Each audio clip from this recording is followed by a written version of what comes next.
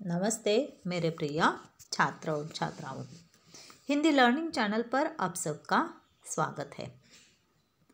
बच्चों, हिंदी सुलभ भारती कक्षा 8वीं सेतु अभ्यास दिन 25वां आज हम देखने वाले हैं।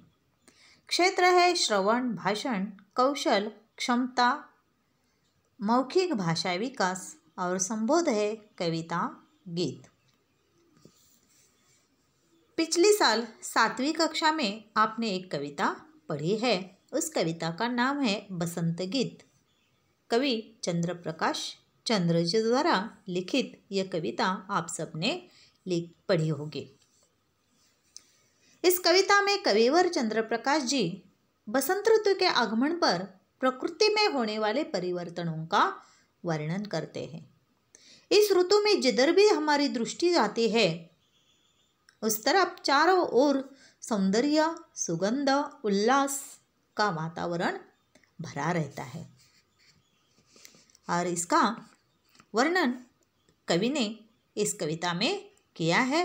कविता का नाम है बसंत गीत, चंद्र प्रकाश चंद्र जी। तो कविता पहले देखते हैं हम। सजी आयो रे ऋतु बसंत सजी आयो, अजी गावो रे ऋतु बसंत सजी आयो। कली कली करत कलोल कुसुमन मंद मंद मुस्कायो। गुण गुण गुण गुण गुंजे मधुगण मधु मकरंद चूरायो।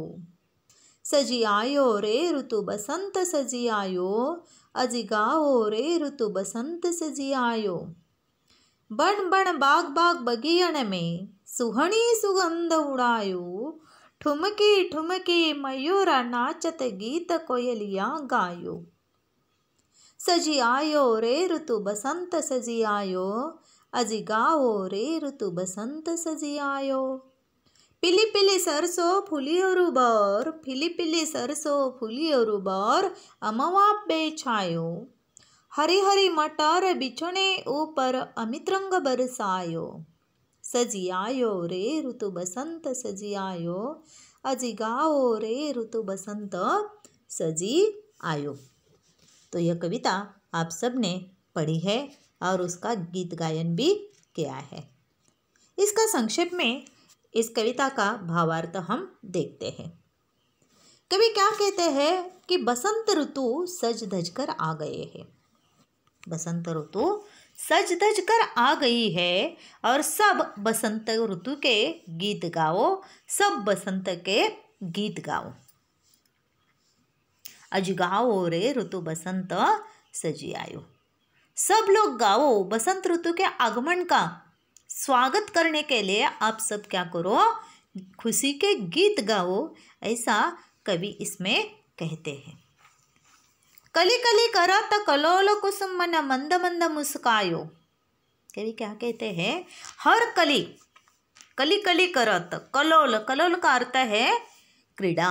कलोल का अर्थ क्या है, क्रीड़ा।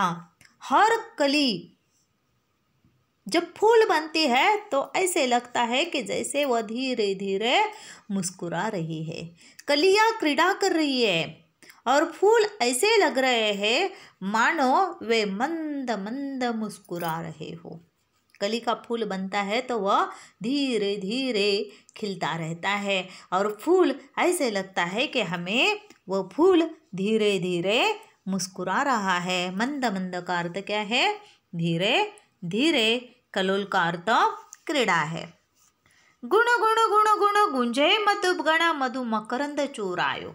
जो बगिया में फूल आते हैं तो उन फूलों पर भौरे, मधुमक्खियाँ मंडराती रहती है, तितलियाँ मंडराती रहती है और इसलिए बगीचों में अनेक प्रकार के फूल खिले हैं। उन फूलों पर गुनगुन करने वाले भौरे,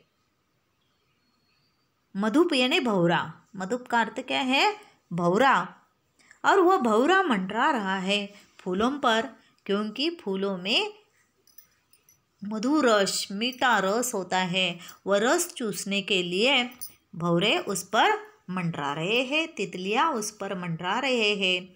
मधु मकरंद चूरायो, किस लिए वह मंडरा रही है वहाँ पर, मधु मकरंद, मधु यानी मीठा, मकरंद यानी शहद, मकरंद का अर्थ क्या है?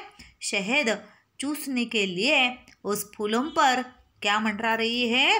तितलियां और भौरे मंडरा रहे हैं।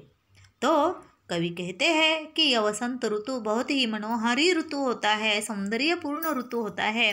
हाँ, सौंदर्यपूर्ण वातावरण, सुगंध और उल्लास का वातावरण होता है। हर फूल खिलता है, अनेक प्रकार के फूल इस ऋतु में खिलते हैं और उन फूलों पर भौरे मधुमक्खियाँ, तितलियाँ इस पर मंडराती रहती है। फूलों के अंदर जो शहद होता है वह शहद चूसने के लिए वह उन फूलों पर मंडराती रहती है। ऐसा यह सुहाना वातावरण बहुत ही अच्छा लगता है।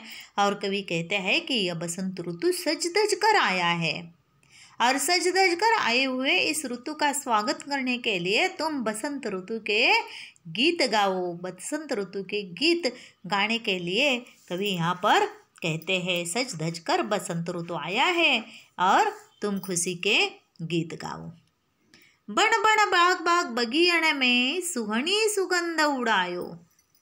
बण बण बाग बाग बगियण में सुहनी सुगंध उड़ायो। ठुमकी ठुमकी मयूर नाचत गीत कोयलिया गायो। इस बसंत ऋतु के आगमन से केवल तितलियां और भौरे ही खुश नहीं हुए, इस ऋतु के आगमन से सब जन खुश हो गए हैं। हर बाग, हर बन यानी बगीचा, बाग छोटा सा बगीचा, बन यानी वन जंगल, हर जंगल या बाग, हर बाग और बगियान यानी अपने घरों के आसपास जो छोटा सा बगीचा होता है उसे बगियान कहते हैं। तो बाग में, बगियों में, बगीचे में सब जगह पर फूल खिले हैं और अलग अलग प्रकार के सुगंध के फूल हर जगह पर खिले हुए हैं और यह फूल की खुशबू हवा क्या कर रही है? अपने साथ बनों में, बागों में और बगियों में उड़ा रही है। ऐसा कहता है, वो अपने साथ ले जा रही है। इसलिए धरती का वातावरण या प्रकृति का वातावरण बहुत ही सुगंधित हो गया है और यह सुगंधित वातावरण देखकर मोर खुश हुआ है। बारिश भी गिरती है, वातावरण भी अच्छा है, लाभदायक है और यह देखकर मोर क्या हो गया है? खुश हुआ है। ठुमकी ठुमकी मयूरा नाचत गीत कोयलिया गायो। और इस खुशी के लिए क्या हो रही है? मोर ठुमक ठुमक कर नाच रहा है। ठुमकी यानी खुशी से, वो खुशी से क्या कर रहा है? मोर नाच रहा है। मोर को भी खुशी हुई है और मोर उस खुशी में क्या कर रहा है? नाच रहा है और उसके नाच को साथ देने के लिए कोयलिया गीत गा रही है। ऐसा कवि कहते हैं। और इस तरह यह बसंत ऋतु सज धज कर आया है और इस सज धज कर आए हुए ऋतु का स्वागत करने के लिए कवि मनुष्य को क्या कहते हैं? बसंत ऋतु के गीत गाओ, यह कवि कहते हैं। पीले पीले सरसों फुलियोरु बौर अमवा पे छायो। हरी हरी मटार बिचने ऊपर अमित रंग बरसायो। यह खेतों में हर तरफ सरसों के पीले पीले फूल दिखाई पड़ रहे हैं। हर खेती भी हरी भरी हो जाती है, खेती के धान पके होते हैं और यहाँ सरसों की खेती है। इन सरसों की खेती पे, सरसों पे क्या आते हैं? पीले पीले फूल आते हैं और पीले पीले फूलों से क्या हो रहा है? खेती दिखाई दे रही है। अरु अमवा पे पौर, और अरु का अर्थ है और, अरु का अर्थ क्या है? और आम के पेड़ पर क्या आया है? बौर आया है। बौर यानी मंजीरी।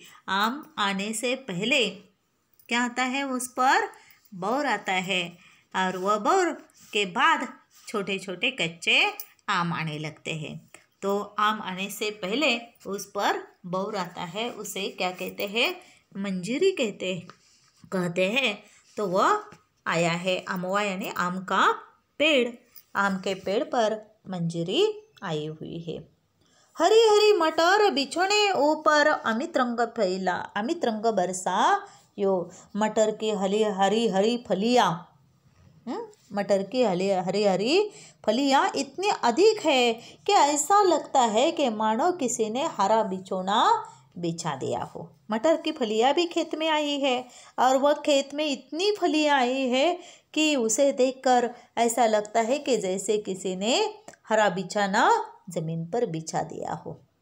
और यह दो रंगों के पीले रंग और उसमें हरा रंग बहुत ही सुंदर दिखाई देता है।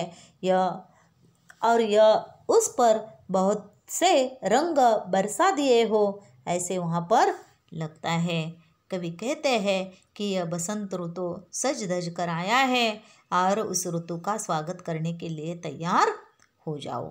तो बच्चों, यहाँ पर यह कविता का भावार्थ समाप्त होता है। अब आपको क्या करना है, इस कविता का सारांश लेखन संक्षेप में करना है। बसंत ऋतु के आने पर सरसों और आम में आया हुआ परिवर्तन लिखना है। आओ सक्षमपणे में प्रश्न दिए हैं, उन प्रश्नों के उत्तर आपको लिखने हैं। बसंत ऋतु आने पर सरसों और आम में आया हुआ परिवर्तन। बसंत ऋतु आता है तो सरसों में क्या परिवर्तन आता है? पीले पीले सरसों के फूल दिखाई देते हैं, सरसों पर आते हैं। और आम के पेड़ पर क्या आता है? बौर आता है। और उसे देखकर कोयलियाँ खुश होती है और वह खुशी के गीत गाने लगते हैं। शब्दों को वर्ण क्रमानुसार आपको यहाँ पर लिखना है। कली, मधु, कलोल, गुण, अमित, गाहो, रंग और नाचत, ये जो शब्द है ये शब्द कैसे लिखने हैं? वर्ण क्रमानुसार। अ से ई तक जो वर्ण क्रम है उस वर्ण क्रम के अनुसार हर शब्दों को लिखना है।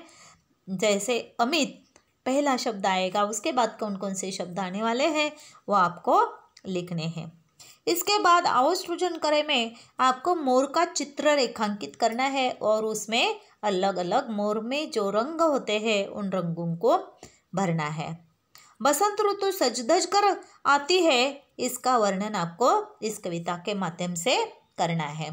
तो यहाँ पर हमारा यह 25वां दिन समाप्त हो जाता है। तो यह पढ़ाई आपको यहाँ करनी होगी। धन्यवाद बच्चों।